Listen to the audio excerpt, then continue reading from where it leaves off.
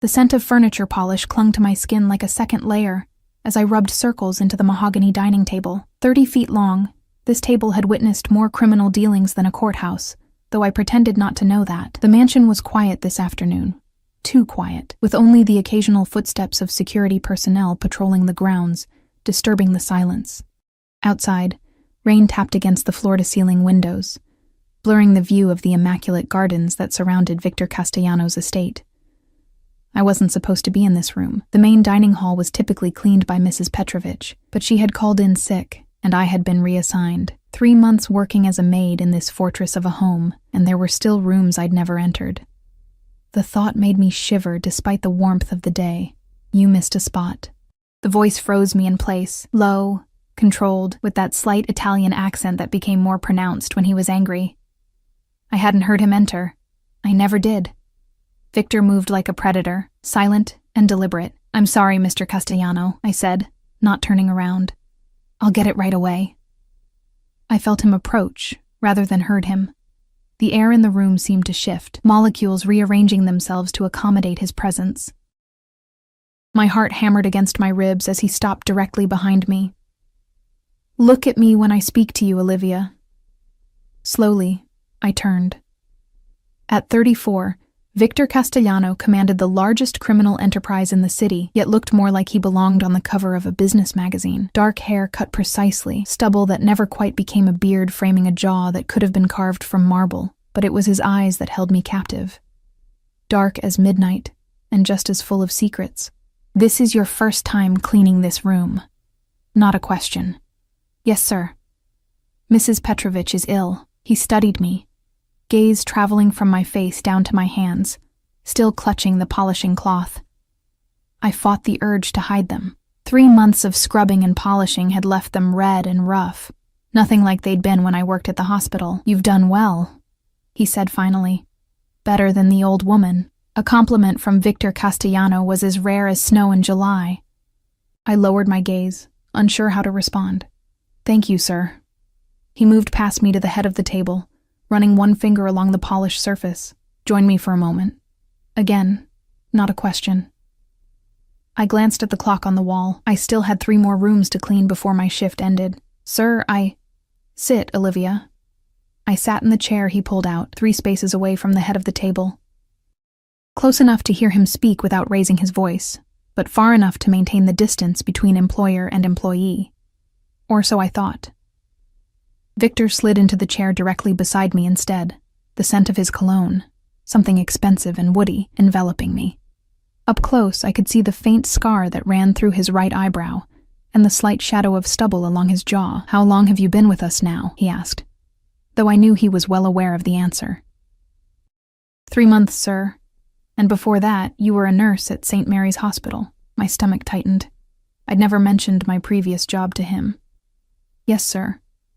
Pediatric unit, specialized in neonatal care." His eyes never left my face. Quite a change, wouldn't you say? The air in my lungs seemed to evaporate. How much did he know? Did he know about Ryan? About what had happened? About why I needed to disappear into a job where no one would think to look for me? "I needed a change," I said carefully. Victor leaned back in his chair, the picture of relaxed authority. But I knew better. Nothing about this man was ever truly relaxed. "A nurse with your qualifications could find work anywhere, yet you chose to clean my home for minimum wage." I gripped my hands together beneath the table. "The pay is fair, Mr. Castellano." A smile ghosted across his lips. "Fair, perhaps, but not what you're worth." Before I could respond, the double doors to the dining room swung open. Angelo, Victor's head of security, strode in. His gaze landed on me before shifting to his boss, confusion evident. "Sir, Marconi is here." Victor's expression didn't change, but something in the air did. The temperature seemed to drop several degrees. "I told you I wasn't to be disturbed," he said, his voice eerily quiet. Angelo's face paled. "He insisted, boss. Says it's about the shipment from Calabria." Victor sighed, a sound so normal it seemed out of place coming from him. He stood, buttoning his suit jacket in one fluid motion. "Wait here, Olivia. We're not finished." I watched him leave, Angelo following a half-step behind. The door closed with a soft click that echoed in the vast room. I should have returned to work, should have finished polishing the table and moved on to the library as scheduled. Instead, I remained seated, heart pounding. Victor Castellano had never singled me out before, had barely acknowledged my existence beyond the occasional nod when passing in the hallway. Now, suddenly, he knew my employment history, my specialization. 5 minutes passed, then 10. When it became clear he wouldn't return quickly, I stood and gathered my cleaning supplies. Whatever game he was playing, I couldn't afford to be a part of it. Not with Ryan depending on me, not with everything I'd sacrificed to keep us safe. I was halfway to the door when it swung open again. Not Victor, but Marconi, a man I'd seen visiting the mansion several times, always with an entourage of hard-faced men who seemed more comfortable with guns than conversation. Well, well, he said, eyeing me with unconcealed interest. Victor's hiding the pretty ones in the dining room now? I lowered my gaze, trying to sidestep him. Excuse me, sir. I need to finish my work. He moved into my path, close enough that I could smell whiskey on his breath. What's your name, Bella? Please, I need to go, I said, clutching my cleaning caddy like a shield. Marconi chuckled, reaching out to brush a strand of hair from my face. No need to rush. Victor and Angelo will be arguing for at least another 10 minutes, plenty of time for us to get acquainted. I stepped back, but the massive dining table blocked my retreat. Mr. Castellano asked me to wait for him. Did he now? Marconi's eyes narrowed, something calculating replacing the lecherous look. Interesting. The boss doesn't usually concern himself with the help. My skin crawled as his gaze traveled down my body. I wore the standard uniform, black pants and a simple white button-up shirt, nothing revealing or provocative. Yet I felt naked under his scrutiny. Just passing through, Marconi murmured, more to himself than to me. He reached out again, this time gripping my arm. But perhaps I should find out what makes you special enough for Victor's attention. His fingers dug painfully into my flesh as he pulled me closer. I dropped my cleaning caddy, the clatter of bottles hitting the hardwood floor echoing in the vast room. Let go of me, I hissed, trying to wrench my arm free. Marconi's grip only tightened. Feisty. I like that. I believe she asked you to let go. Victor's voice, cold as ice, cut through the room. Marconi released me instantly, stepping back as Victor entered, followed by Angelo and another security guard whose name I didn't know. Boss, I was just... Who touched you? Victor asked, ignoring Marconi completely as he approached me, his eyes locked on the red marks forming on my arm. I swallowed hard, suddenly more afraid of the quiet rage in Victor's eyes than I had been of Marconi's unwanted advances. It's nothing, sir. Who touched you? Each word was a blade, sharp and precise. Before I could answer, Victor's hand shot out, gripping my wrist gently but firmly. He turned my arm, examining the marks, his face a mask of controlled fury. It was a misunderstanding, I said quickly, aware of how rapidly the situation was deteriorating. I'm fine, really. Victor's gaze never left my arm as he spoke. Angelo, escort Mr. Marconi to his car. Ensure he understands he's no longer welcome in my home. Marconi's face flushed with anger. Victor, over a maid, be reasonable.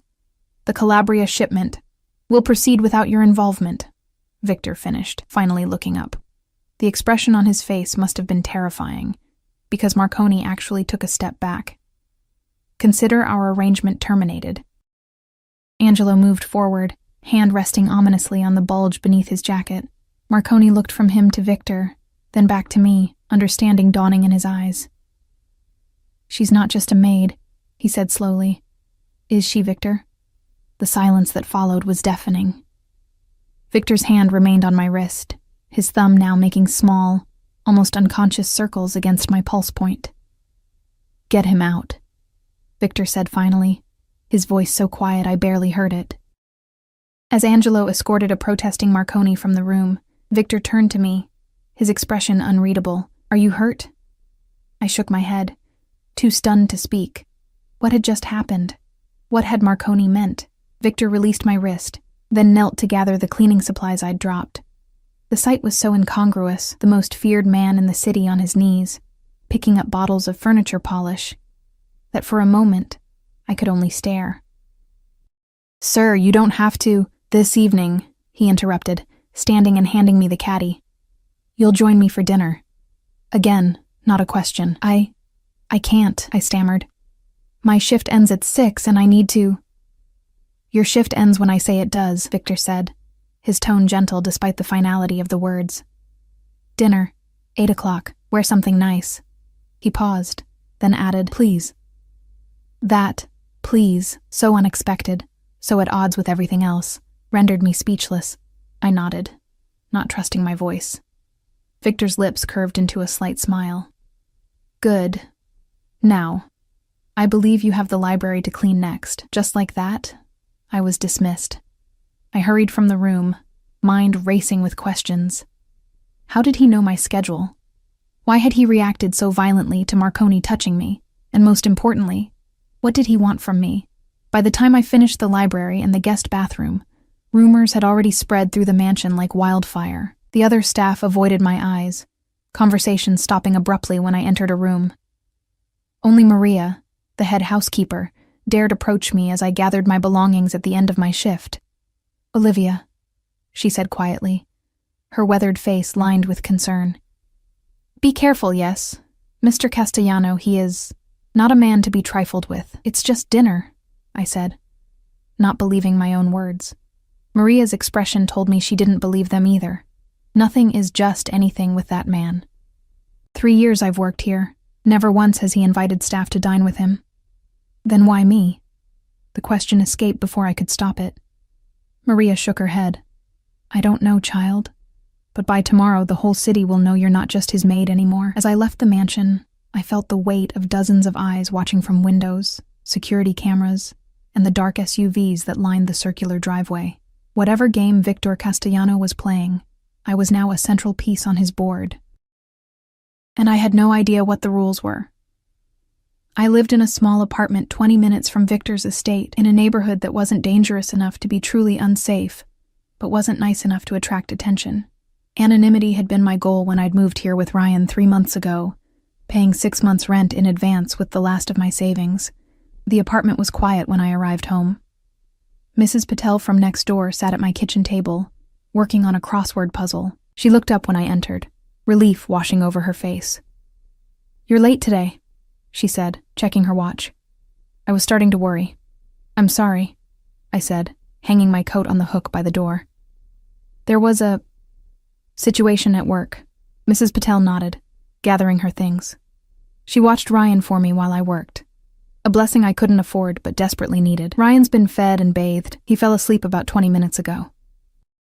I followed her gaze to the small crib in the corner of the living room, where my 10-month-old son slept peacefully, one tiny fist curled near his face. Something in my chest twisted painfully at the sight of him.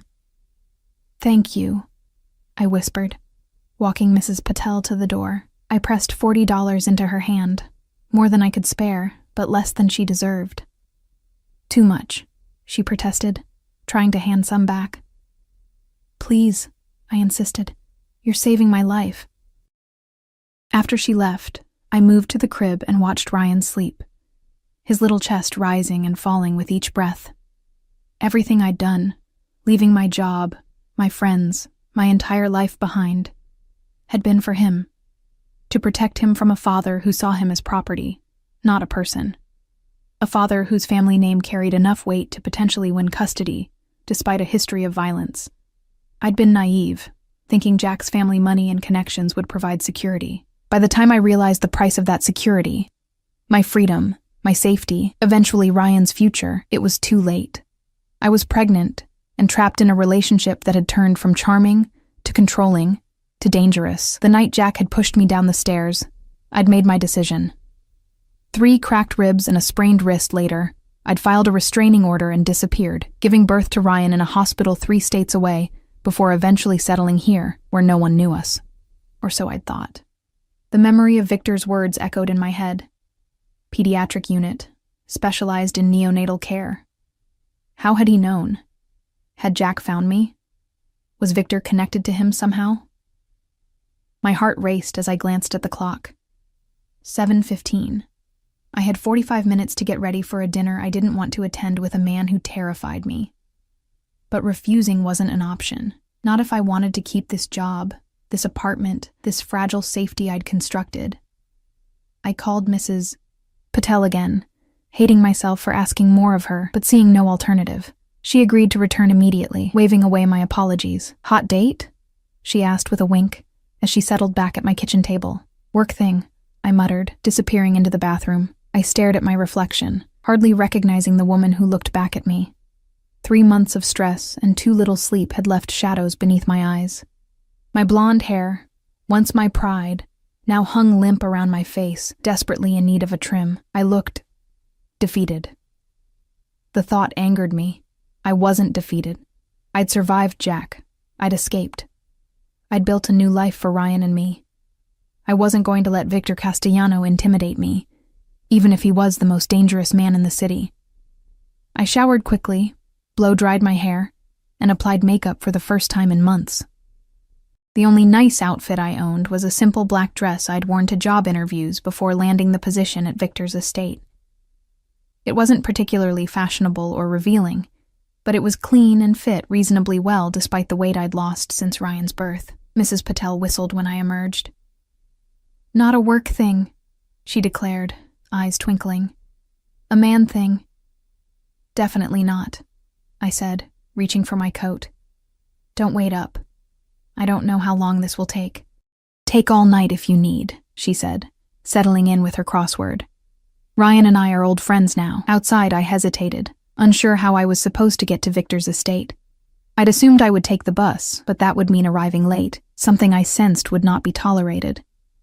As I contemplated calling a taxi I couldn't afford, a black SUV with tinted windows pulled up to the curb.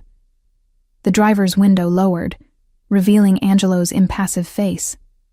"Ms. Bennett, Mr. Castellano sent me to collect you." Of course he had. Of course he knew where I lived. I wondered what else he knew. The drive back to the estate was silent. Angelo made no attempt at conversation, and I was too nervous to initiate any. Instead, I watched the city pass by, the neighborhoods gradually becoming more affluent as we approached Victor's domain. Rather than the main entrance I usually used for work, Angelo drove around to a private entrance I'd never seen before. He escorted me through a door and down a hallway lined with paintings that probably cost more than I'd earn in a decade. "Mr. Castellano is waiting in the private dining room," Angelo said, stopping before a set of ornate double doors. He knocked once, then opened them without waiting for a response. The room beyond was smaller than the main dining hall, but no less impressive. A table set for two occupied the center, illuminated by a crystal chandelier that cast warm light over the polished wood and gleaming silverware. Floor-to-ceiling windows offered a view of the garden, now lit by discreet landscape lighting that made the rain-slicked plants glisten like gems. Victor stood as I entered, his eyes traveling slowly from my face to my shoes and back again.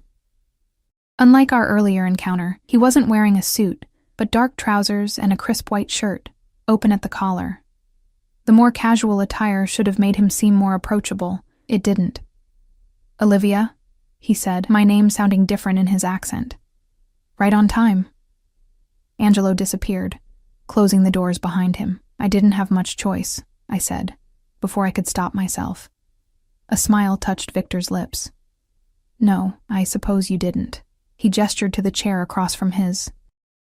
"Please sit." I did, uncomfortably aware of how different this was from our earlier interaction at the dining table. Then, I'd been in uniform, clearly an employee. Now, despite my modest dress, the lines were blurred.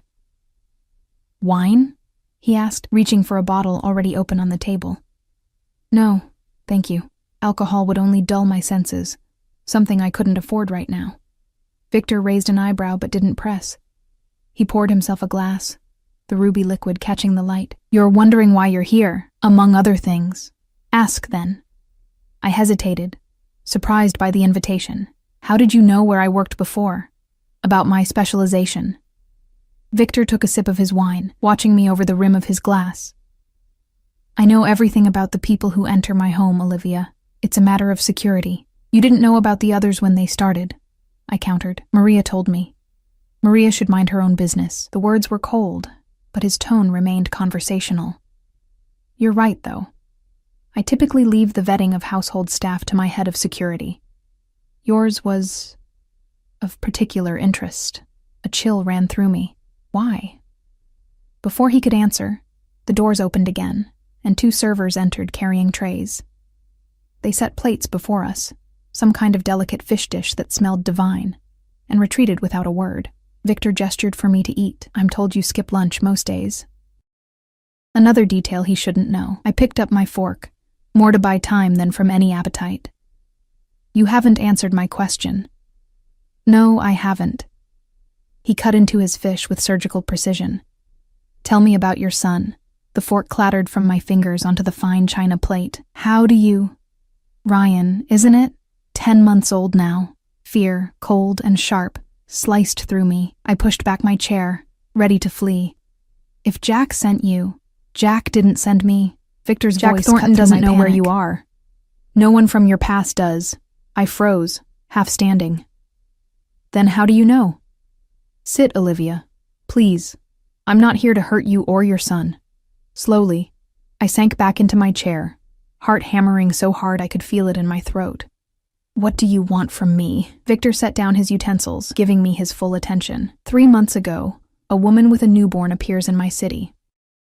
She has nursing credentials, experience in one of the best neonatal units in the country, yet she applies for a position as a maid in my home, a position that pays barely enough to cover rent and childcare. He leaned forward, eyes intent on mine. This woman has a bruised face she tries to hide with makeup. She gives a false name on her application but uses legitimate identification documents. She lives in an apartment rented under yet another name. I swallowed hard. I'd used my middle name, Bennett, on my job application, but my driver's license still showed my legal name, Olivia Collins. The apartment was rented under Lisa Warren, a complete fabrication. You were running from something, Victor continued. Someone. A man who hurt you. A man powerful enough that you felt the need to create a new identity. His jaw tightened. I recognized the signs. Why would you care? I whispered. Something dark passed over his face. My mother had similar signs when I was a child. No one helped her. The confession startled me. Victor Castellano, sharing something personal. It didn't fit the image of the cold, calculating crime boss I'd built in my head. I still don't understand, I said after a moment. Why hire me? Why this dinner? I hired you because you were qualified and desperate. A combination that usually ensures loyalty and discretion. He picked up his wine again. As for dinner, Marconi's actions today accelerated a timeline I hadn't planned to initiate yet. Timeline? I echoed, feeling increasingly lost. Your ex-husband's family has been making inquiries in the city, discreet ones, but inquiries nonetheless. Ice flooded my veins. He's found me? Not yet, but he will eventually. The Thorntons have resources, connections. How do you know about Jack's family? A smile with no humor. The Castellanos have been dealing with families like the Thorntons for generations, Olivia. Old money, political connections, veneer of respectability hiding rot beneath. I know exactly who they are. My mind raced.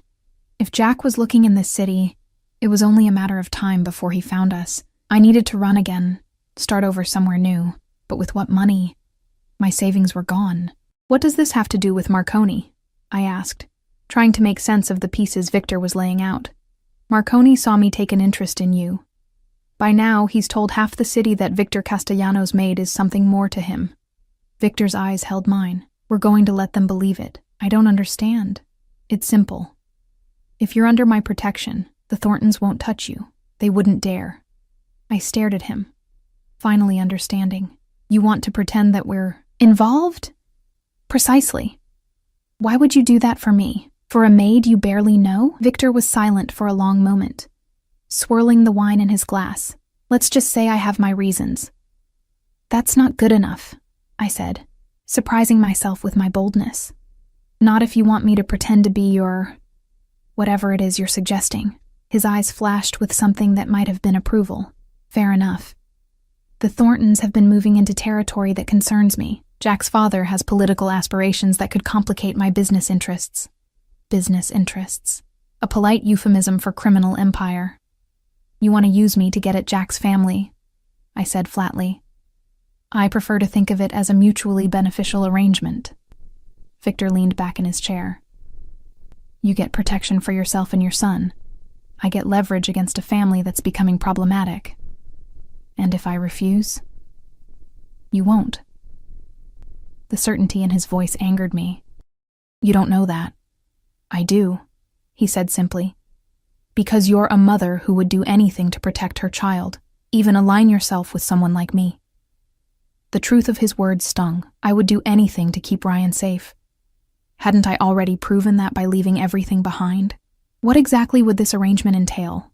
I asked, hating how calculating I sounded. Like I was negotiating a business deal instead of my life. You would move into the east wing of the mansion. Private quarters, separate from mine.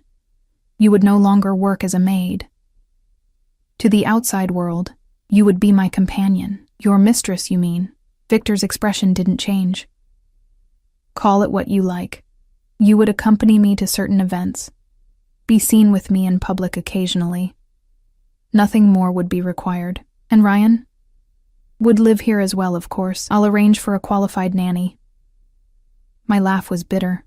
You want me to let my son live in a house full of criminals, as opposed to an apartment where anyone could break in? Victor's voice hardened. This estate has security measures that would make the Pentagon envious. No one enters without my knowledge. No one. He had a point, but still. And what happens when you're done with this charade? When the Thorntons are no longer a problem?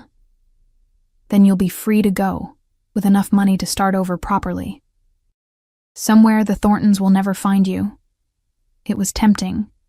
So tempting that I hated myself for considering it. Protection for Ryan, security I couldn't provide on my own. But at what cost? I need time to think, I said finally. Victor nodded, as if he'd expected this response. Of course, but not too much time, Olivia. The Thorntons are getting closer. As if to emphasize his point, my phone buzzed in my purse. I pulled it out, frowning at the unfamiliar number. May I? Victor asked, hand extended. Reluctantly, I passed him the phone. He read the text message, his expression darkening. What is it? I asked, fear clawing at my throat. Victor handed the phone back, his eyes meeting mine. It seems we've run out of time. Jack's father will be attending a charity gala at the Westmore Hotel tomorrow night. The same gala I'm expected to attend. I looked down at the message. Olivia, it's been too long. I hear you're in the city. We should catch up. I'll be at the Westmore tomorrow night. For Ryan's sake, I hope to see you there. Jack. How did he get this number? I whispered, panic rising. How does he know? The question isn't how, Victor said, standing and coming around to my side of the table. It's what happens next. He knelt beside my chair, bringing his face level with mine. Up close, I could see flecks of amber in his dark eyes. A small scar near his temple I hadn't noticed before. I can protect you, Olivia, you and your son. But only if you let me. In that moment, with Jack's threat hanging over me and my options disappearing like smoke, I made my decision. Perhaps it was desperation. Perhaps it was the unexpected gentleness in Victor's voice. Perhaps it was simply that, of all the dangerous men in my life, he was the only one who had offered protection instead of pain. All right, I said, my voice barely audible. I'll do it. Something like satisfaction flickered across Victor's face. He stood, offering his hand. Then let's get your son. Tonight, you both stay here. As he led me from the dining room, I couldn't shake the feeling that I'd just made a deal with the devil. The question was, would this devil prove better or worse than the one I was already running from? By morning, as Victor had predicted, the whole city would know I wasn't just his maid. What they wouldn't know was that I wasn't truly his anything, just a pawn in a game between powerful men, fighting to protect the only thing that mattered, my son. Morning sunlight streamed through windows larger than my entire apartment bathroom, painting golden rectangles across a bed that could have comfortably fit 4 people. I blinked, momentarily disoriented by the unfamiliar surroundings, the silk sheets, the plush carpet, the faint scent of jasmine from somewhere unseen. Then I heard Ryan's babbling from the adjoining room, and reality crashed back. I'd slept in Victor Castellano's mansion, in the East Wing, as promised, a suite of rooms that would have made a five-star hotel envious. Ryan had his own nursery, hastily but expertly prepared during our midnight move from the apartment. Someone had even brought his crib, his few toys, the blue blanket he couldn't sleep without. I slipped from the bed, my bare feet sinking into carpet thick enough to swallow them. The nightgown I wore wasn't mine. Silk, like the sheets, in a deep emerald that complemented my eyes. My clothes from the previous night had disappeared while I bathed Ryan, replaced by a closet full of garments I'd never seen before, all exactly my size. I found Ryan standing in his crib, bouncing excitedly and reaching for me. His face lit up when he saw me, a toothless smile that never failed to make my heart ache with love. "Good morning, little man," I whispered, lifting him into my arms. He smelled of baby powder and innocence, his tiny hands immediately going to my hair. "What do you think of our new accommodations, Ryan's only answer was a happy gurgle as he tugged at a strand of my hair. A soft knock at the door made me tense. "Yes?" I called, clutching Ryan closer. The door opened to reveal a young woman with auburn hair pulled into a neat bun. She wore a simple black dress with a white collar. Not quite a uniform, but professional nonetheless. "Ms. Bennett. I'm Sophie, the nanny Mr. Castellano hired for Ryan." Her smile was warm, her British accent unexpected. "I've brought breakfast for you both." Behind her, a man in house staff attire wheeled in a cart, laden with covered dishes, a small high chair, and what appeared to be freshly squeezed orange juice. He set it up near the window, nodded politely, and departed without a word. Sophie approached slowly, her eyes on Ryan. "He's beautiful," she said. 10 months old, correct?" I nodded, still wary. "You have experience with infants?" 7 years as a nanny, 3 of those with newborns. She reached into a pocket and produced a folded paper, which she handed to me. "My credentials and references. Mr. Castellano said you'd want to verify them." Of course he had. Victor Castellano, anticipating my concerns before I voiced them.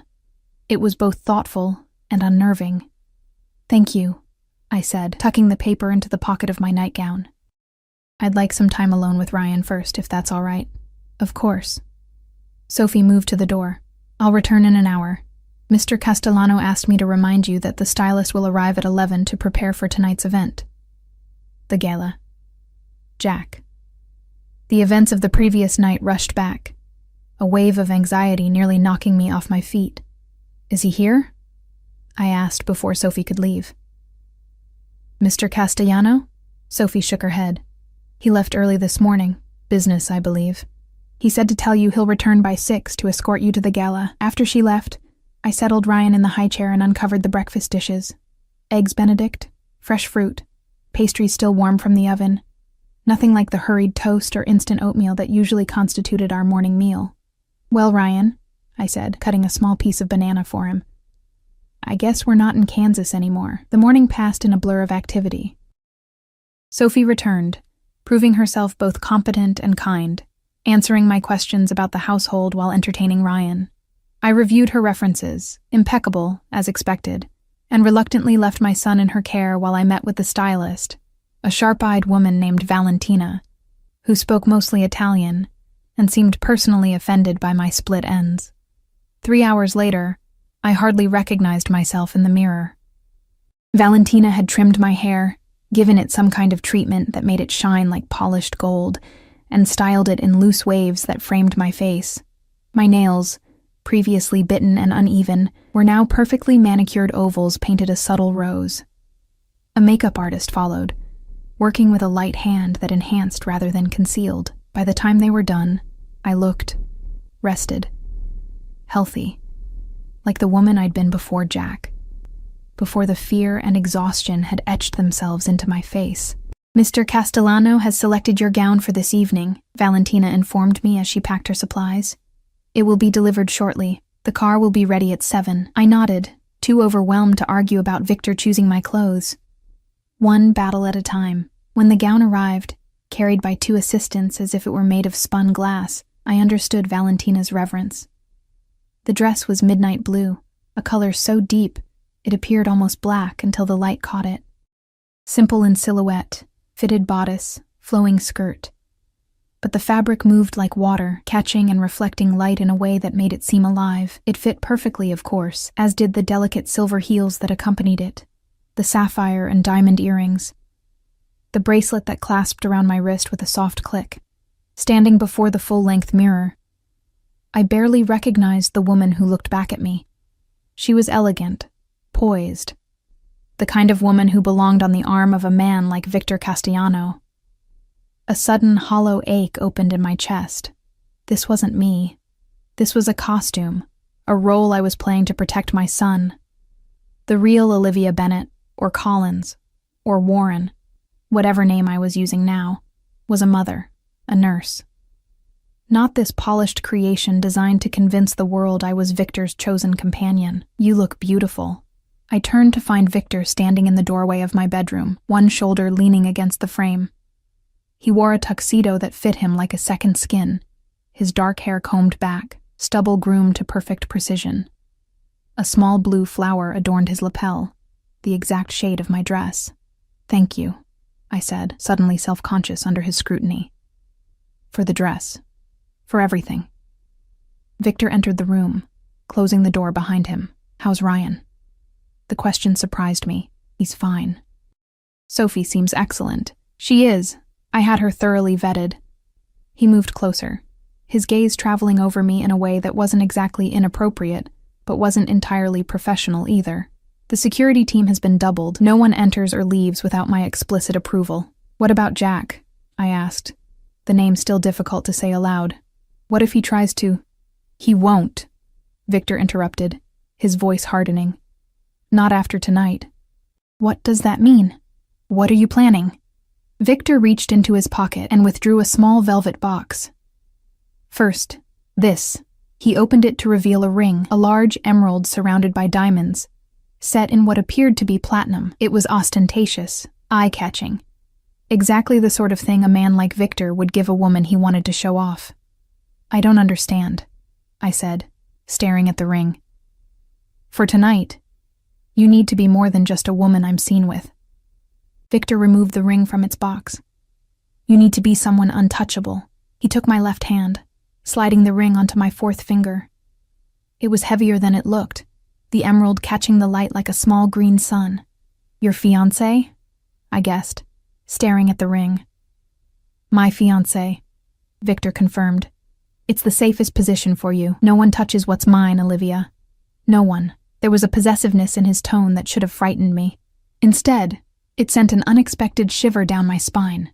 Not fear, but something more complex. "Jack won't believe it," I said. "He knows me.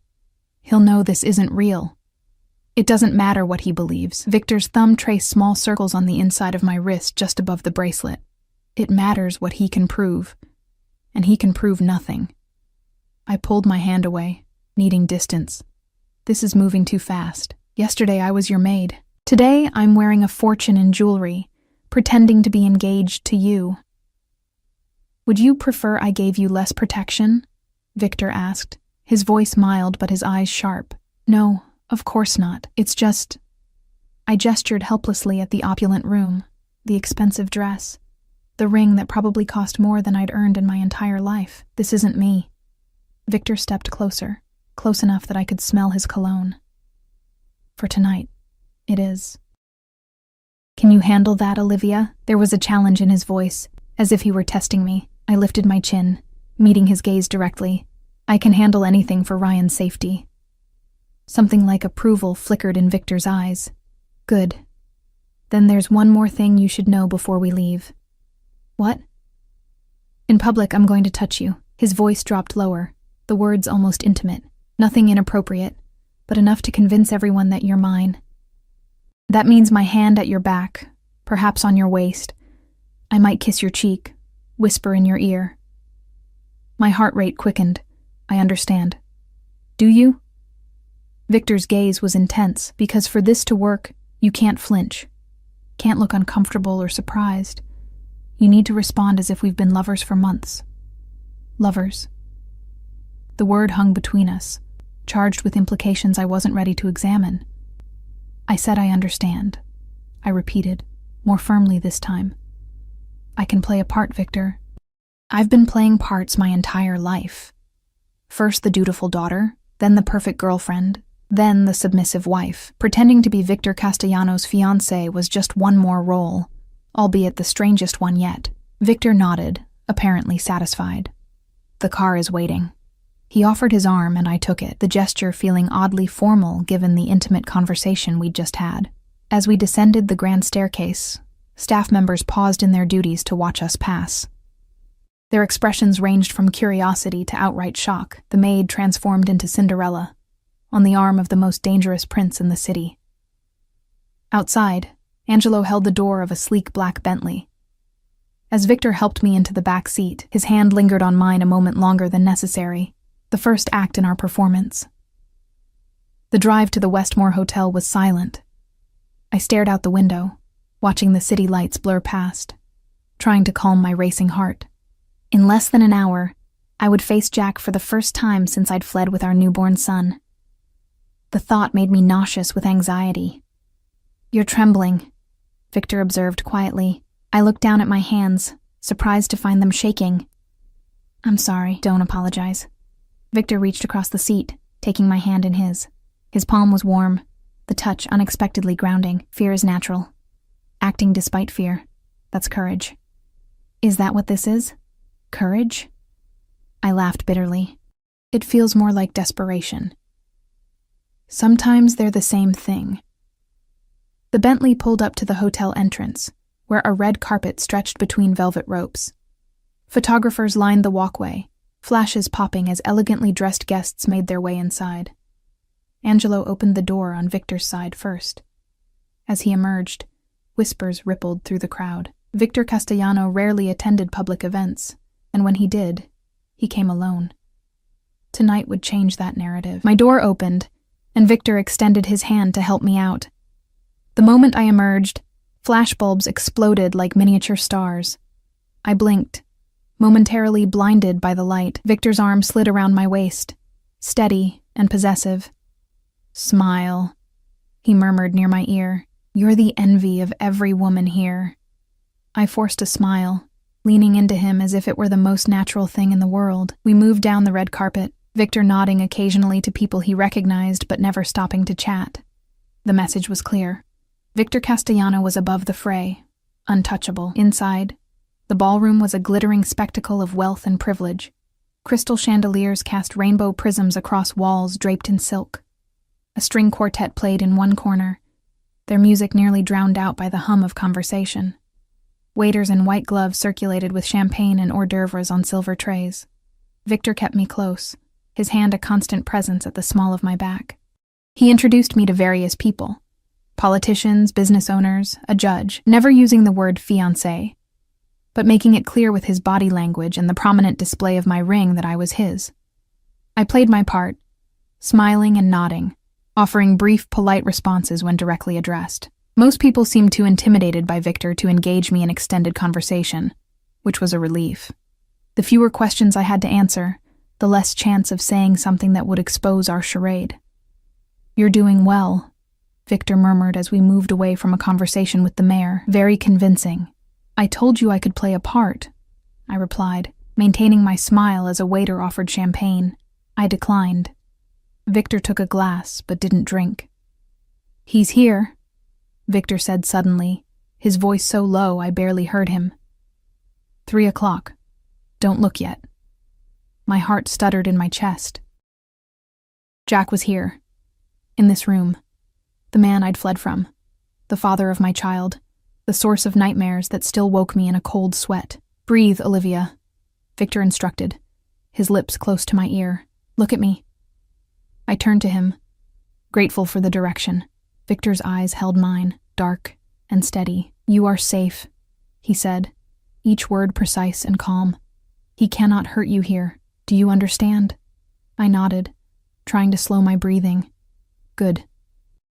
Victor's hand moved from my back to my face, cupping my cheek in a gesture that appeared tender to anyone watching. "Now laugh, as if I've said something amusing." I forced a laugh, the sound brittle even to my own ears. "Better," Victor approved, his thumb brushing my cheekbone. "Now, we're going to turn and walk toward the bar. He'll see you. He may approach. Are you ready? No, I wasn't ready. I would never be ready, but I nodded anyway. Victor smiled. A rare, genuine smile that transformed his face from merely handsome to devastating. It was part of the act, I knew, but effective nonetheless. He pressed a kiss to my forehead, lingering just long enough to make it convincing, then turned us toward the bar, and there was Jack. He stood with a group of men in expensive suits, a champagne flute in one hand, the other gesturing emphatically as he spoke. He looked the same, handsome in that golden boy way, with his perfectly styled hair and straight teeth, and the confident posture of a man who'd never been told no. The sight of him made my stomach churn. This was the man who had charmed me, then controlled me, then hurt me. The man who had pushed me down the stairs while I was 7 months pregnant, then called an ambulance and tearfully told the paramedics I'd tripped. Jack's gaze swept the room and locked onto me. Recognition flashed across his face, followed by shock as he registered Victor's arm around my waist, the possessive way Victor inclined his head toward mine. He's seen us, I whispered, fighting the urge to run. Good, Victor replied, guiding me not toward the bar but directly toward Jack and his group. Let's say hello. Victor, no, trust me, he murmured, the words a command and a request all at once. Before I could protest further, we were there, standing before the man I'd once believed I loved. Mr. Thornton, Victor said, his voice casual yet somehow carrying an undercurrent of threat. I don't believe we've been formally introduced. Victor Castellano. Jack's face had gone pale beneath his tan. Mr. Castellano, Yes, of course. Your reputation precedes you. Victor's smile didn't reach his eyes. As does yours. Jack's gaze darted to me, then to the ring on my finger, then back to Victor. I see you've met Olivia. More than met, Victor corrected, his arm tightening around my waist. Olivia has made me the happiest man in the city by agreeing to be my wife. The bluntness of the declaration left Jack speechless for a moment. The men around him shifted uncomfortably, sensing the tension but unsure of its source. Congratulations, Jack managed finally, the words strained. Though I must say, it's unexpected. Olivia and I were married until recently. Separated, I corrected, finding my voice at last. For nearly a year. Jack's eyes narrowed. A temporary situation. We have a child together, Olivia, a son who needs his father. Victor's hand moved to my lower back, the touch reassuring. Ryan is doing quite well, actually. He's settled nicely into our home. The color drained from Jack's face. You've moved my son into your house? Without my knowledge or consent? Your son? Victor's voice was dangerously soft. The son you nearly killed when you pushed Olivia down the stairs? That son? Shock rippled through the small group around us. One of the men, an older version of Jack, his father Richard, I realized, stepped forward.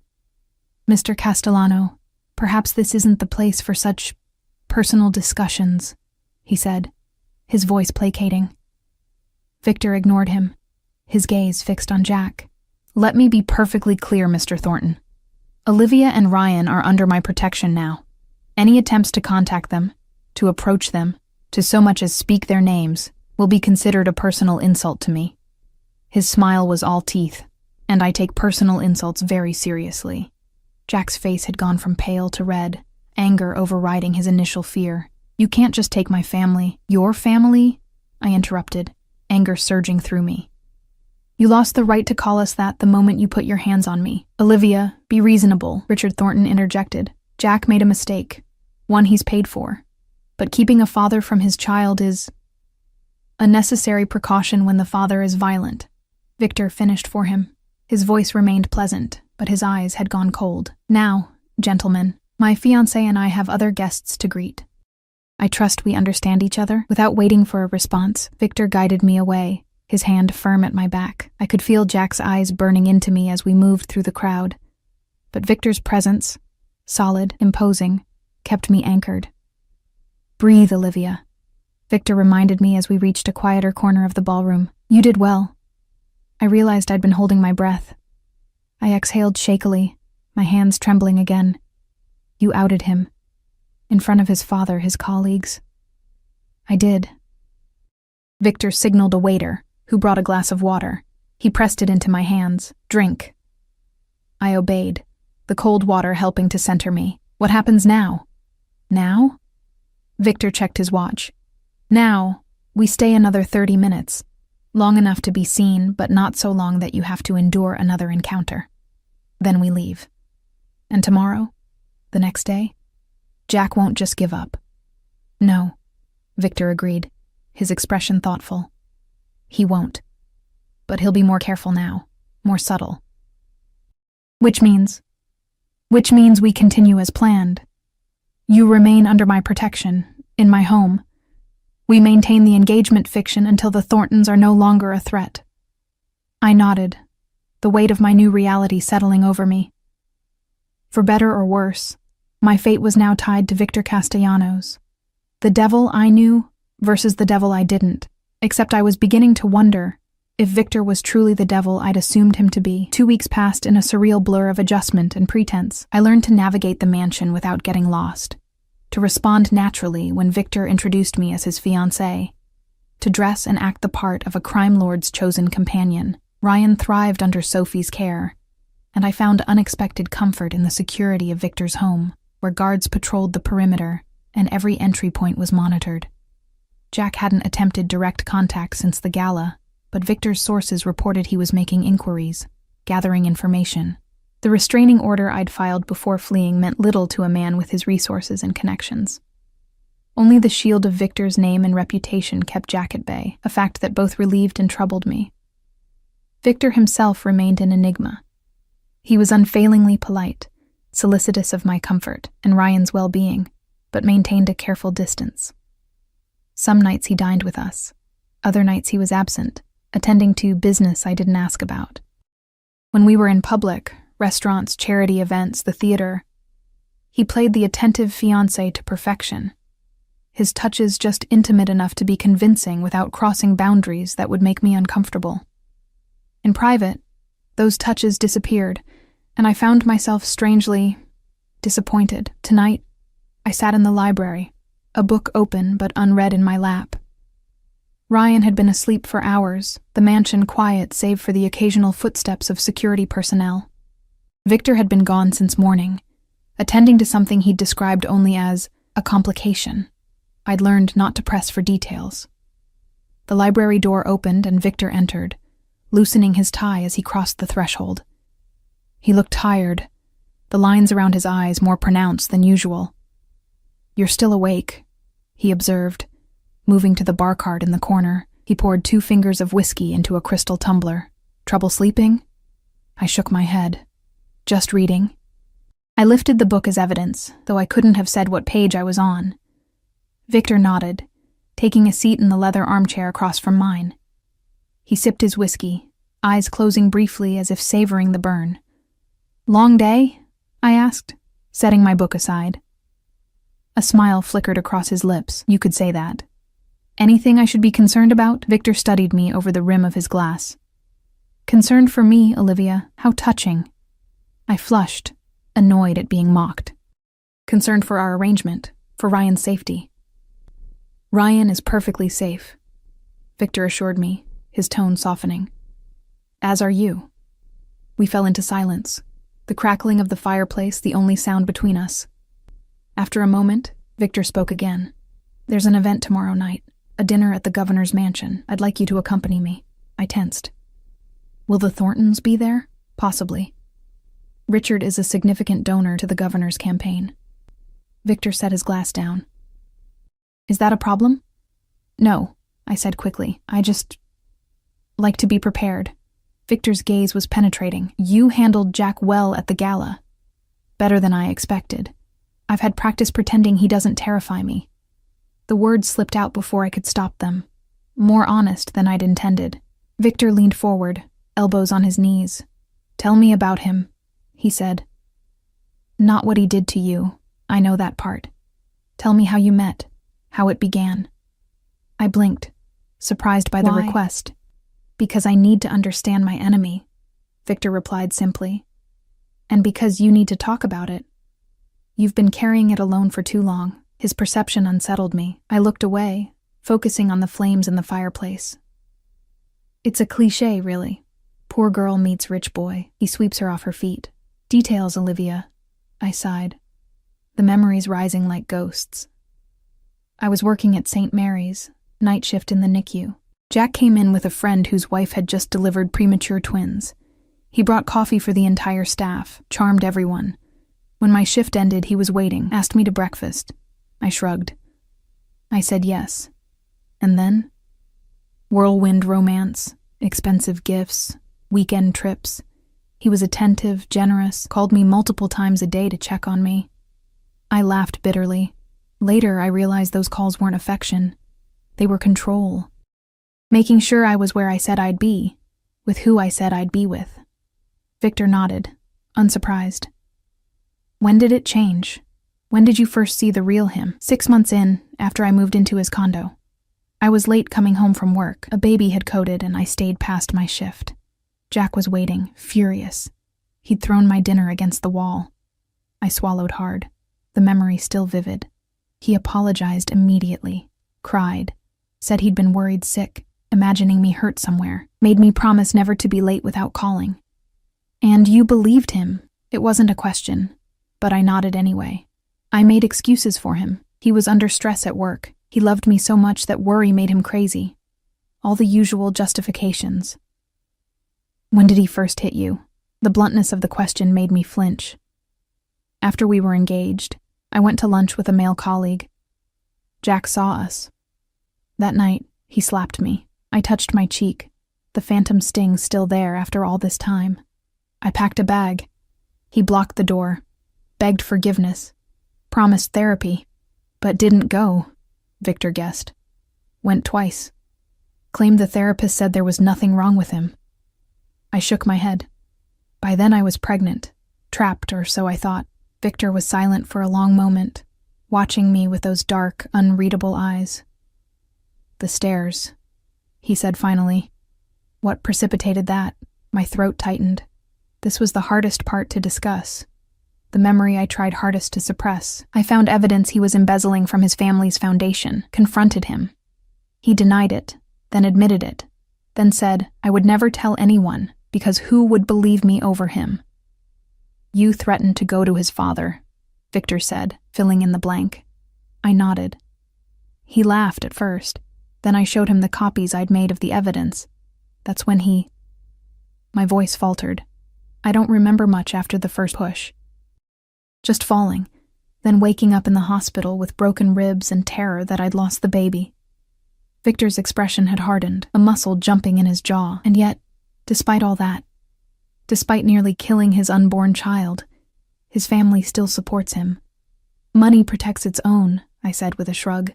Richard would never let a scandal touch the Thornton name.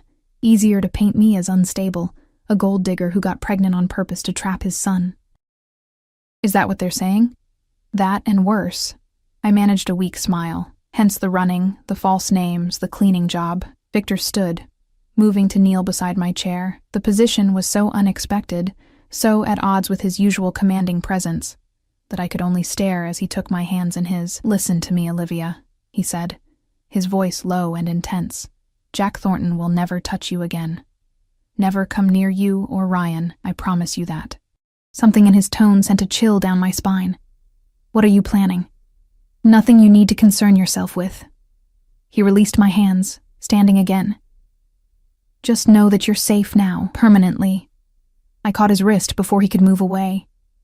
Victor, no violence, please. His eyebrow rose. You're asking a known criminal to play by the rules? I'm asking the man who has shown me nothing but kindness to not become a murderer on my behalf. A strange expression crossed Victor's face. Surprise, perhaps, or something more complex. There are ways to neutralize threats that don't involve violence, Olivia. Promise me. Victor hesitated, then inclined his head. As you wish. Jack Thornton will remain physically unharmed. Though his pride may not fare as well, relief washed through me. I released his wrist, suddenly aware of how intimate the contact had been. Thank you for telling me your story, Victor said, stepping back. Get some rest. The car will be ready at 7 tomorrow evening. He left the library without another word, leaving me to wonder what exactly I'd set in motion with my confession. The governor's mansion was even more imposing than Victor's home, a sprawling colonial-style structure with white columns and expansive grounds. As our car pulled into the circular driveway, I adjusted the emerald pendant at my throat. Another piece from Victor's seemingly endless supply of jewelry, chosen to match the ring I still wore. "Nervous?" Victor asked, watching me fidget. "A little," I admitted. "I'm still not used to this performance." "You're doing remarkably well." He reached across the seat, straightening the lapel of my midnight blue blazer. The outfit, tailored pants and a matching blazer over a silk camisole, was more understated than the gowns I'd worn to previous events, but no less expensive. "Remember, tonight is about connections. The governor is a reasonable man who values discretion. His wife, less so. Avoid her if possible. Anything else I should know?" Victor's lips quirked. "The salmon will be overcooked. Always is. Choose the beef." The unexpected bit of normalcy, Victor Castellano with opinions about catering, made me laugh. The sound seemed to please him. His eyes warmed slightly. Angelo opened the car door, and Victor exited first, then extended his hand to help me out. As we walked up the steps to the mansion's entrance, his hand settled at the small of my back. A touch I'd come to expect, even anticipate. Inside, the mansion buzzed with the controlled energy of powerful people in close proximity. Governors, judges, business leaders, old money and new, all circulating beneath crystal chandeliers, discussing deals and donations in hushed tones. Victor guided me through the crowd with practiced ease, introducing me to people whose names I immediately forgot. I smiled and nodded, playing my part as the adoring fiancé. For tonight, at least, the Thorntons were nowhere to be seen. "Victor Castellano," a voice boomed from behind us. "About damn time you showed your face at one of these things." We turned to find a barrel-chested man with a shock of white hair and the florid complexion of someone who enjoyed good scotch, perhaps too much. The governor, I realized. "Governor Matthews," Victor greeted him, his tone respectful but not deferential. "Thank you for the invitation." "Wouldn't take no for an answer this time," the governor chuckled, his gaze shifting to me. "And this must be the fiancé everyone's talking about." Victor's arm slipped around my waist. "Olivia Bennett, Governor Matthews." I extended my hand, which the governor took with both of his, holding it perhaps a moment too long. "A pleasure, my dear. You've accomplished the impossible, getting this one to attend social functions." "She can be quite persuasive," Victor replied smoothly. The governor winked at me. "I'll bet." "Listen, Victor, a word in private. That matter we discussed on the phone." Victor hesitated, glancing at me. "Perhaps later, Governor. I don't want to leave Olivia alone just yet." "Nonsense," the governor insisted. "She'll be fine for 5 minutes. My wife will look after her." He signaled to a severe-looking woman across the room, who began making her way toward us. Victor's grip on my waist tightened fractionally. "Very well, 5 minutes." He turned to me, his expression apologetic. "Will you be all right?" "Of course," I assured him, though my stomach knotted at the thought of being separated from him in this crowd of strangers. "Go ahead." Victor leaned in, pressing a kiss to my cheek that lingered just long enough to be convincing. "I won't be far," he murmured against my ear. The words meant only for me. Then he was gone, following the governor toward a set of doors at the far end of the room. The governor's wife arrived moments later, regarding me with the polite disinterest of someone fulfilling an obligation. "Mrs. Matthews," I greeted her, extending my hand. "Ms. Bennett," she replied, barely touching my fingers before withdrawing. "What an unexpected addition you are to our little circle." The emphasis on unexpected made her meaning clear. What was someone like me doing with someone like Victor Castellano? Victor speaks highly of these gatherings. I lied smoothly. "I've been looking forward to attending." Mrs. Matthews' smile didn't reach her eyes. "I'm sure. The governor tells me you were a nurse before." "Your current situation." "My current situation being engaged to a crime lord, presumably." I maintained my pleasant expression. "Yes, neonatal intensive care." "How noble," she said, in a tone that suggested anything but. "Excuse me a moment. I see someone I must speak with." She departed without waiting for a response, leaving me alone in the center of the room. I took a deep breath, fighting the urge to search for Victor. I could handle 5 minutes on my own. I wasn't that fragile. Olivia. The voice froze the blood in my veins. Jack stood behind me, too close, his cologne, the one I'd once found appealing but now made me nauseous, enveloping me in an unwelcome cloud. "You shouldn't be talking to me," I said without turning, proud of how steady my voice remained. "There's a restraining order, which doesn't apply at public events we both have legitimate reason to attend," Jack countered, moving to stand beside me. He looked the same as at the gala, handsome, polished, the perfect facade hiding the monster beneath. "You look well. Better than when I last saw you. Please leave me alone, Jack," he sighed, as if I were being unreasonable. "I just want to talk about our son. My son. You can't keep him from me forever, Olivia." "Watch me," I said, finally turning to face him directly. Jack's expression hardened. "This engagement to Castellano, it's a sham, isn't it? What did you do? Beg him for protection? Offer him the same services you offered me to secure my ring?" The crude implication made me flinch, but I held my ground. "You know nothing about my relationship with Victor. I know you've moved my son into the home of a known criminal," Jack hissed, dropping the pleasant facade. "Do you have any idea how that looks? What the family court judge will say when I petition for emergency custody?" Fear clawed at my throat, but I forced it down. "Go ahead. Try. Explain to the judge why you violated a restraining order. Why you have 3 domestic violence complaints in your record. Why you pushed your pregnant fiancée down a flight of stairs." Jack's face flushed with anger. "No one will believe you over me. My father has the governor's ear. Half the judges in this city on speed dial. Is there a problem here? Not Victor, as I'd expected, but Angelo, appearing suddenly at my side like a guardian angel in a tailored suit.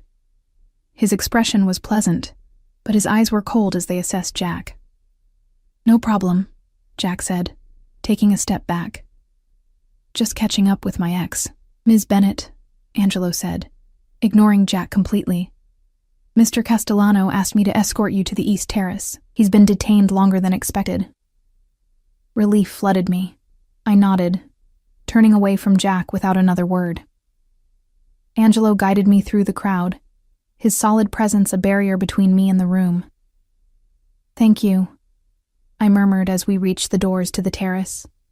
Angelo inclined his head slightly. "My job, Ms. Bennett." The terrace was empty, the October night too cool for most guests to venture outside. I moved to the stone railing, breathing in the crisp air, trying to calm my racing heart. The encounter with Jack had shaken me more than I wanted to admit. "You handled that well." I turned to find Victor approaching, his expression dark. "You saw?"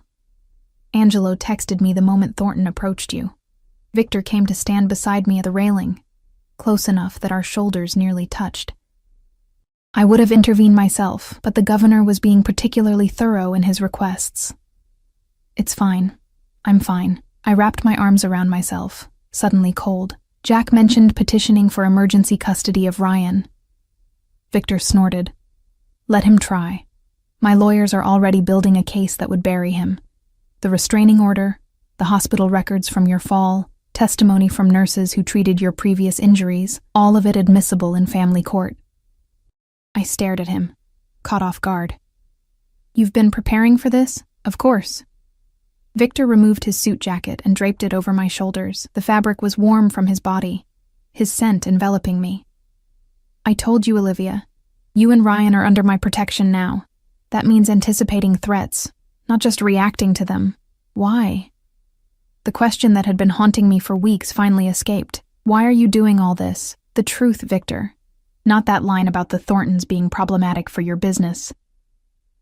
Victor was silent for a long moment, his gaze fixed on the manicured gardens below.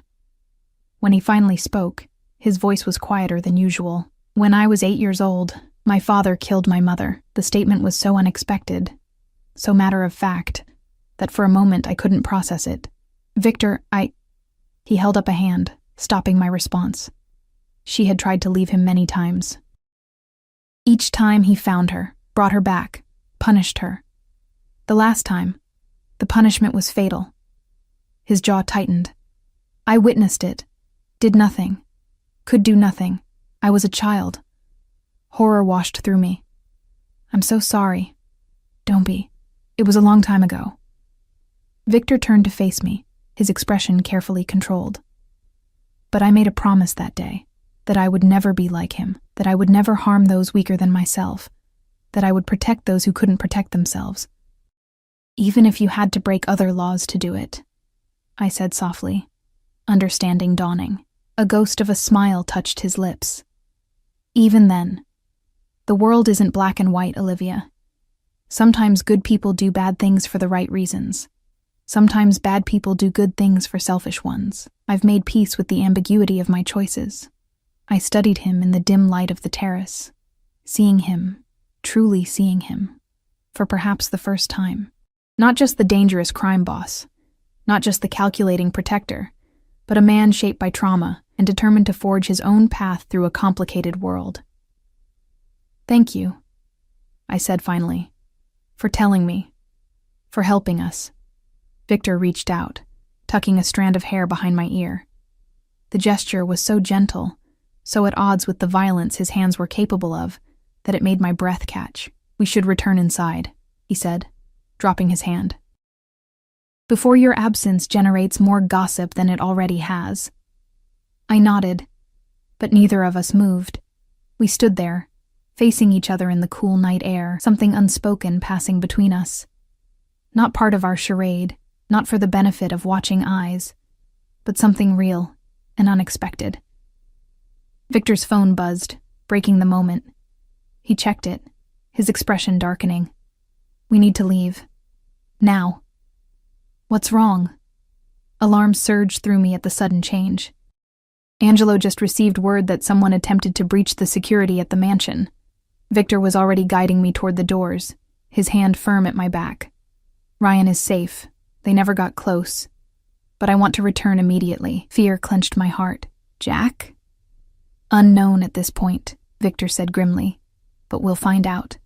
And they will regret it. The mansion's security room was like something from a spy film, wall-to-wall monitors displaying feeds from dozens of cameras positioned around the estate. Victor stood at the center, radiating cold fury as Angelo replayed the security footage. On the largest screen, a shadowy figure scaled the garden wall, only to freeze as floodlights activated. The intruder bolted, escaping before security could apprehend them. The timing suggests prior knowledge of our attendance at the governor's event, Victor said, his voice dangerously calm. The breach occurred precisely when we would be away.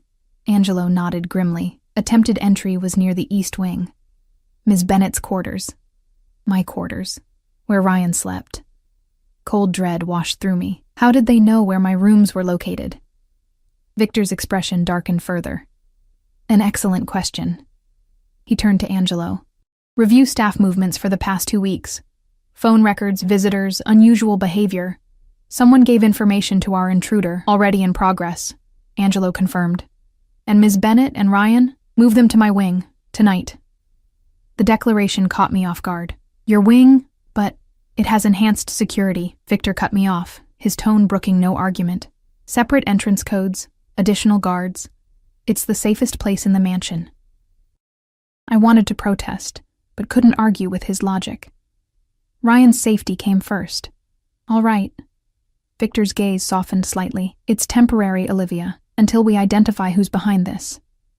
But we both knew who was behind it. Jack might not have scaled the wall himself, but his fingerprints were all over this attempt. Within hours, my belongings and Ryan's nursery had been relocated to a suite adjoining Victor's private quarters. The rooms were even more luxurious than my previous accommodations. All dark woods and rich fabrics, masculine but not oppressively so. A connecting door led directly to Victor's rooms, though it remained firmly closed. Ryan slept through the move, blissfully unaware of the danger that had crept close to our sanctuary. I envied his peaceful ignorance as I paced the new rooms, too wired to sleep despite the lateness of the hour. A soft knock at the main door startled me. I opened it to find Victor, still in his shirt and trousers from earlier, though he'd discarded the tie and unfastened the top buttons of his shirt. May I come in? He asked. Uncharacteristically deferential, I stepped aside, allowing him to enter. He moved to the center of the room, hands clasped behind his back. A posture I'd come to recognize as his thinking stance. We've identified the security breach, he he said without preamble. One of the kitchen staff was approached 3 days ago. Offered $10,000 for information about your routines, your location in the house. My stomach dropped. Who approached them? Not Jack directly, someone working for him. Victor's jaw tightened. The staff member has been dealt with. I didn't ask what that meant. Some questions were better left unasked. What now? I wrapped my arms around myself, suddenly chilled despite the room's warmth. Now we end this. Victor's voice was quiet, but held an edge of finality. I've been patient, Olivia. Respected your wish that Jack remain physically unharmed, but he's escalated the situation by targeting my home, endangering my... He paused, seeming to search for the right word. My family. The word hung between us, heavy with implications. Were Ryan and I truly Victor's family now? Or just possessions he was protecting? What are you planning? I asked, tension coiling in my chest. Nothing illegal, as per your request. Victor moved to the window, gazing out at the night. But I'm done playing defense. Tomorrow, we take the fight to him. How? Victor turned back to me, his expression resolute. Do you still have evidence of his embezzlement? The copies you mentioned? I nodded slowly. In a safety deposit box, in another city, under another name. I kept it as insurance. I need it. Victor, I don't want to be responsible for... You won't be, he interrupted. This is my decision, my responsibility, but I need that evidence. I hesitated, torn between fear of what Victor might do and trust in his promise not to physically harm Jack. Finally, I nodded. I'll call the bank tomorrow. Good. Victor approached me, close enough that I could smell his cologne, see the faint stubble darkening his jaw. One more thing. What? We need to make our engagement more visible, public, undeniable. I frowned. It's already all over the society pages. What more do you want? A formal engagement party, here, at the mansion. Invite the city's elite, the press, everyone who matters. The suggestion startled me. You hate public events. A smile tugged at the corner of his mouth. I do. But sometimes exceptions must be made. And this helps us how? It establishes legitimacy, Victor explained. Makes it harder for Jack to paint you as someone who's using me for protection. Makes our relationship seem more real. It isn't real, I reminded him, the words coming out harsher than intended. Something flickered in Victor's eyes. Hurt? No, impossible. Victor Castellano didn't get hurt by words. Reality is perception, Olivia, he said finally, and we need the perception to be flawless. He was right, of course. The more convincing our charade, the safer Ryan and I would be, but the line between pretense and reality was blurring more each day, and I wasn't sure where that left me emotionally. When? I asked, conceding the point. Saturday, 3 days from now. Victor reached out, brushing his knuckles lightly across my cheek, a touch so unexpected it made me shiver. Get some rest. Angela will accompany you to the bank tomorrow. He left before I could respond, the door closing softly behind him. I stood frozen in place, my cheek still tingling from his touch, wondering when exactly the game we were playing had become something more. The next 3 days passed in a whirlwind of preparation. Victor spared no expense for the engagement party. Florists transformed the mansion's ballroom into a lush garden. Caterers prepared a menu that would make 5-star restaurants envious, and a small army of staff polished every surface until the entire house gleamed. Through it all, Victor was conspicuously absent. He left early each morning and returned late, offering only vague explanations about arrangements and tying up loose ends. The safety deposit box contents, files detailing Jack's systematic theft from his family's charitable foundation, had been handed over to Angelo without comment. Part of me feared what Victor planned to do with that information. The other part, the part that still woke in cold sweats from nightmares of Jack's hands around my throat, didn't care. Saturday evening arrived, and with it a stylist to prepare me for the party. The gown Victor had selected was breathtaking, a deep emerald that matched my ring, with a fitted bodice that flowed into a skirt of liquid silk. My hair was arranged in an elegant updo, my makeup subtle but enhancing. The woman in the mirror looked like she belonged in Victor Castellano's world, polished, confident, beautiful. a far cry from the frightened nurse who had applied for a maid position 3 months earlier. "You look stunning," Sophie said from the doorway. Ryan balanced on her hip. My son wore a tiny tuxedo, his blonde hair combed neatly to one side. "Doesn't Mommy look pretty, Ryan?" Ryan babbled happily, reaching for me with chubby hands. I took him from Sophie, careful not to wrinkle my dress. "Thank you for getting him ready." "My pleasure." Sophie smiled. "Mr. Castellano asked me to bring him down for a few photos before the guests arrive. If that's all right with you?" "Photos." Another piece of evidence for our fabricated love story. I nodded. "Of course." Downstairs, Victor waited in the grand foyer, striking in a black tuxedo that fit him perfectly. He turned as we descended the stairs, his expression changing when he saw us, softening in a way I'd rarely witnessed. "There they are," he said, stepping forward to meet us at the bottom of the staircase. His eyes traveled from my face to my dress and back again. "You look exquisite, Olivia." "Thank you," I said, oddly breathless under his gaze. "You clean up well yourself." Victor's lips curved in a smile. He reached for Ryan, who went to him willingly.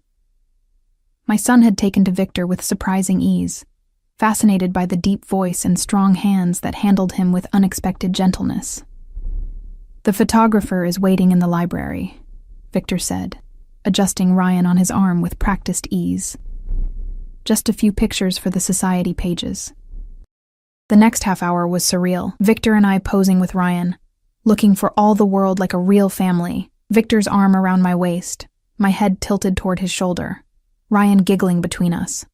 The photographer coaxed genuine smiles from us, capturing moments that, in another life, might have been treasured family memories instead of carefully constructed evidence.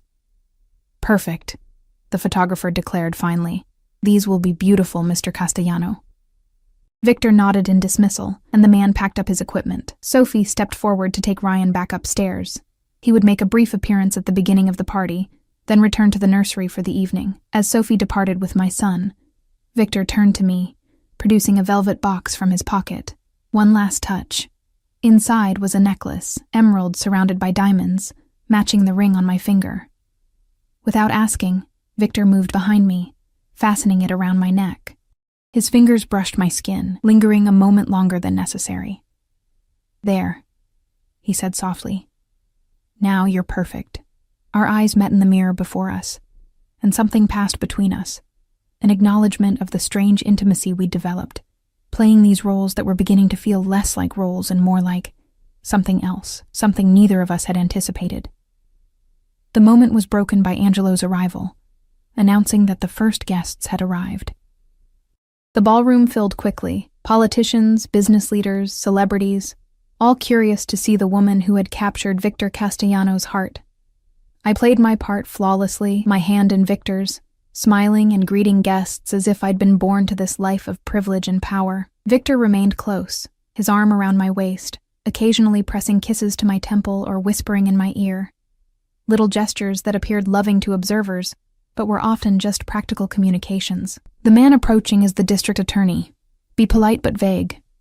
Or, "The woman in red is a gossip columnist. Say nothing substantive."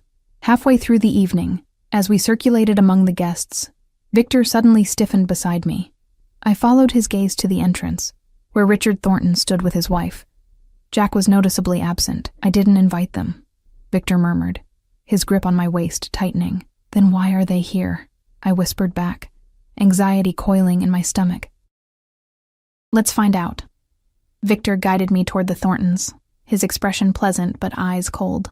"Mr. and Mrs. Thornton, what a surprise." Richard Thornton was a distinguished-looking man in his 60s, with Jack's coloring but sharper features. His wife, a brittle blonde whose face showed evidence of multiple cosmetic procedures, eyed me with barely disguised contempt.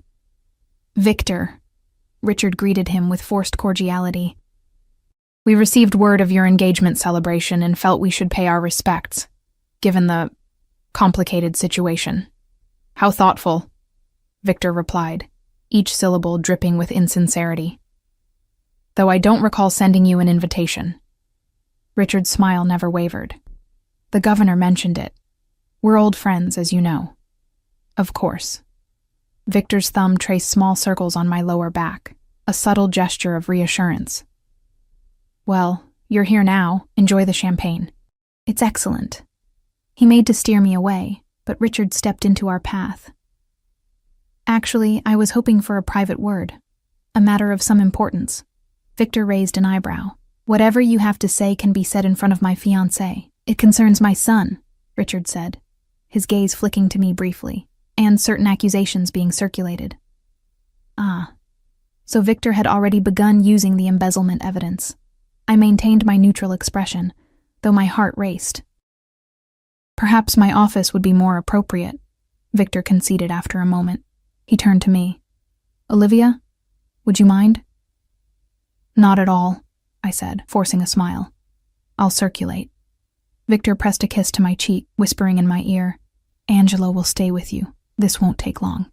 As the men departed, Mrs. Thornton regarded me with thinly veiled hostility. You've certainly landed on your feet, haven't you?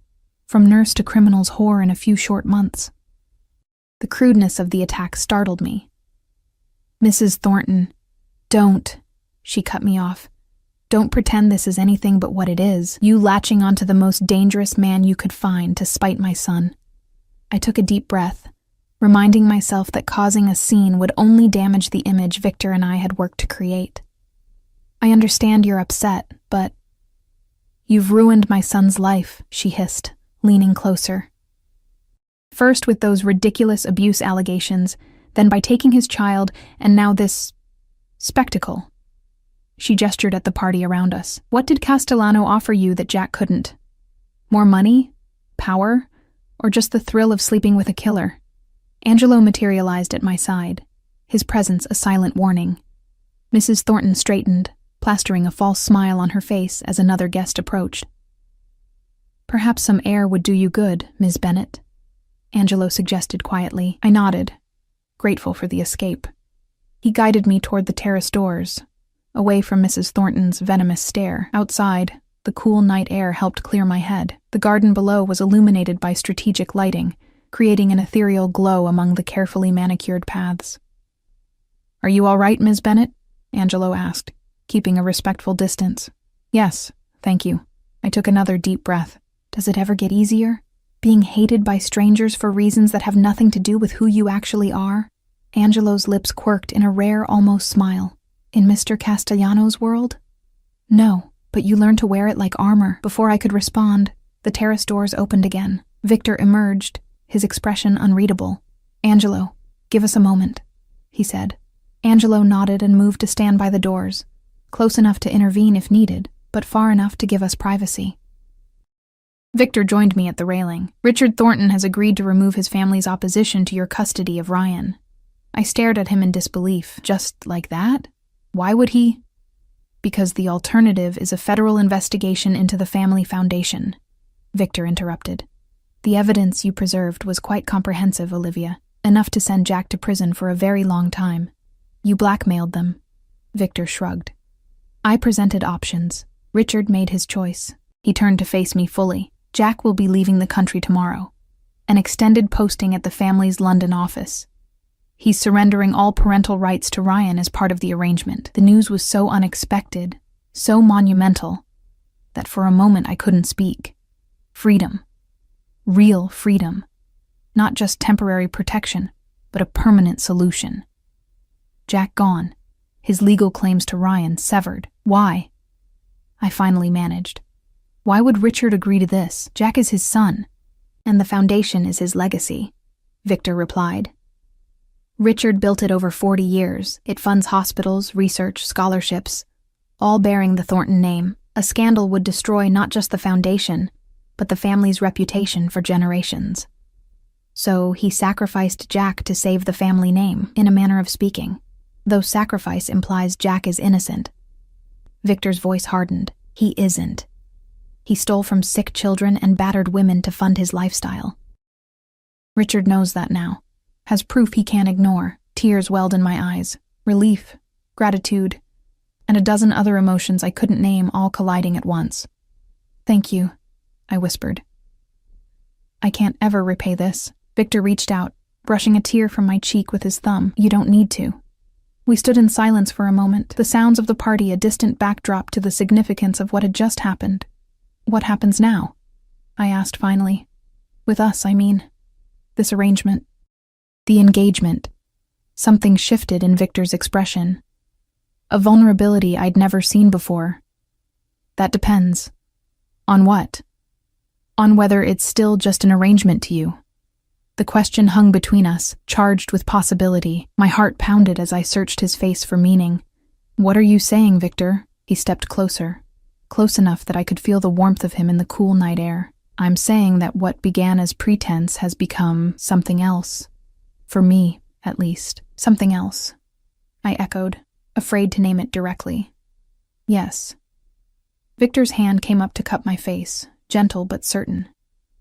"The question is, has it become something else for you too? Had it?" The line between performance and reality had blurred so gradually that I hadn't noticed when my feelings had transformed, when fear had given way to respect, when gratitude had evolved into affection, when the touch of his hand had begun to elicit not just security but desire. "It has," I admitted, the truth of it surprising even me. "But I'm afraid." "Of me?" Victor's brow furrowed. "Of us." I placed my hand over his where it rested on my cheek. "Of what happens when the novelty wears off. When I'm no longer the damsel you saved, but just me. Olivia. With all my baggage and fears and trust issues." Victor's eyes held mine, steady and certain. "I know exactly who you are, Olivia. I've seen your strength, your determination, your capacity to love. Those aren't qualities that fade with novelty. And Ryan? He's part of this too." A genuine smile spread across Victor's face. "Ryan is the easiest part of the equation. I love that boy. Would protect him with my life, whether you and I—" He hesitated. "Whether there's an us or not." The sincerity in his voice was unmistakable. This wasn't the practiced charm Jack had used to ensnare me. This was raw, honest vulnerability from a man who rarely showed such emotion. "I want to try," I said softly. "For real this time. Not for show, not for protection. Just us. Seeing what we could be together." Relief and joy transformed Victor's expression. He leaned forward, his forehead touching mine.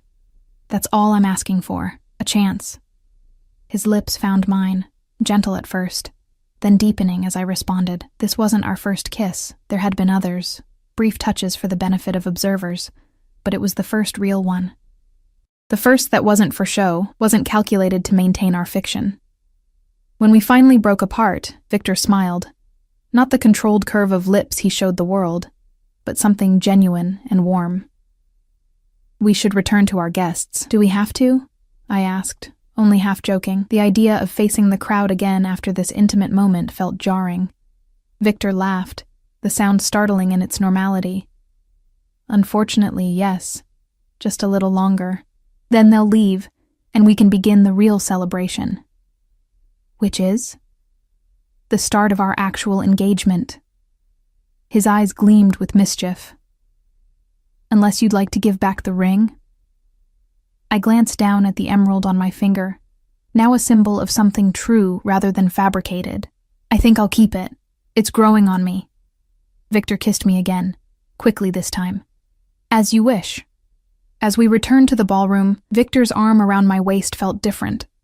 Not possessive for show, but genuinely protective, genuinely affectionate. The guests, the music, the champagne, all of it seemed brighter, more vibrant now that the shadow of Jack had been lifted, and the pretense between Victor and me had transformed into something authentic. Mrs. Thornton watched us from across the room, her expression sour as she noted our clasped hands, the genuine smile on my face. For once, I didn't care about her judgment, or anyone else's. Let them think what they wanted. The truth was better than any fiction we could have created. Later that night, after the last guest had departed and Ryan slept peacefully in his nursery, Victor and I stood in the moonlight of his private balcony, his arms wrapped around me from behind as we gazed at the city lights in the distance. "No regrets?" he asked softly, his breath warm against my ear. I turned in his arms, meeting his gaze. "Not one. You saved us, Victor, not just from Jack, but from a life of running, of looking over my shoulder. You saved yourself, he countered. I just provided resources. And protection. And a home. I reached up, tracing the line of his jaw. And somewhere along the way, love. The word hung between us, new and fragile but undeniable. Victor's eyes darkened with emotion. Love, he repeated, as if testing how the word felt in his mouth. Yes, I suppose that's what this is. You suppose? I teased, raising an eyebrow. Victor laughed, pulling me closer. I know. I've known since that first night at the governor's gala, when you faced Jack without flinching. When I realized I would tear the world apart to keep you safe. That's a bit dramatic, I murmured, though his words sent warmth spreading through my chest. I'm an Italian from a crime family, Victor replied with mock solemnity. Drama is in my blood. We laughed together, the sound carrying into the night, a promise of lighter days ahead, of healing, of building something neither of us had dared hope for when our paths first crossed. Later, as we lay together in the quiet darkness of Victor's room, now our room, I thought about the strange path that had led me here. From terror to safety, from pretense to truth, from isolation to family. Victor's arm tightened around me, as if sensing my thoughts. Sleep, Olivia, he murmured, his voice heavy with contentment. Tomorrow is the first day of our real life together. And as I drifted toward sleep, I realized he was right. The charade was over. The fear was gone. What remained was something neither of us had planned, but both of us had found. Love, in the most unexpected place. No longer his maid, no longer his pretend fiancé, but truly his partner. And he, no longer my protector by arrangement, but by choice, by love. The whole city had known I wasn't just his maid. Now they would know I was so much more. His equal, his love, his family. And this time, it wouldn't be a performance for safety's sake. It would be real. It already was.